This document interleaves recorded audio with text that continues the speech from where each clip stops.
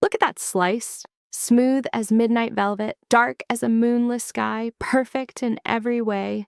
The oven never even woke up today. This is my no-bake chocolate mousse cake. One pot, zero stress. French elegance without the French fuss. Let us begin.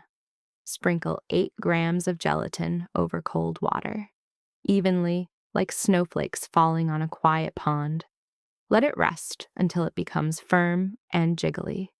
That is collagen, awakening from its sleep, ready to build structure. This dessert comes to us from France, where pastry chefs have long obsessed over the perfect mousse. The word means foam, and traditionally, that foam came from whipped eggs. Beautiful but temperamental. One wrong move and you had chocolate soup. Our version uses gelatin instead. All the elegance, none of the anxiety. Now into one pot goes everything.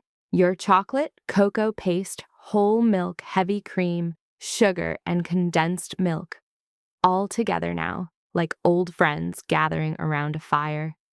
Set the pot over medium-low heat and begin to stir. Stir for 4 or 5 minutes, maybe 6, until the mixture transforms into one silky, unified lake of darkness. It should coat the back of your spoon. It should look like liquid velvet.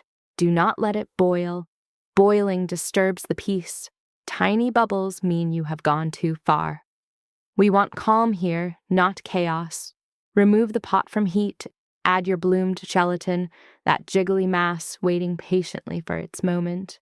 Whisk until it disappears completely, doing its quiet work behind the scenes. Pour everything through a fine mesh sieve into your pan. This final act catches any stray lumps, any uninvited guests. Into the fridge for 4 hours. While you rest, those gelatin molecules are quietly linking arms, forming a gentle 3-dimensional network, trapping all that chocolate richness inside. Chemistry disguised as magic. In the morning, you have cake. Run a warm knife around the edge. Unmold onto your prettiest plate. Dust with cocoa falling like the first snow of winter. Now slice. Watch how clean that edge cuts. The first bite is soft against your lips, then silky on your tongue, then gone. It melts slowly, deliberately, leaving behind whispers of chocolate and cream. The texture is dense but never heavy, rich but never overwhelming. You made this. No oven, no eggs, no drama. Just you, a pot, and a little patience. This is Food Illustrated, and as always, enjoy the process of illustrating on your plate.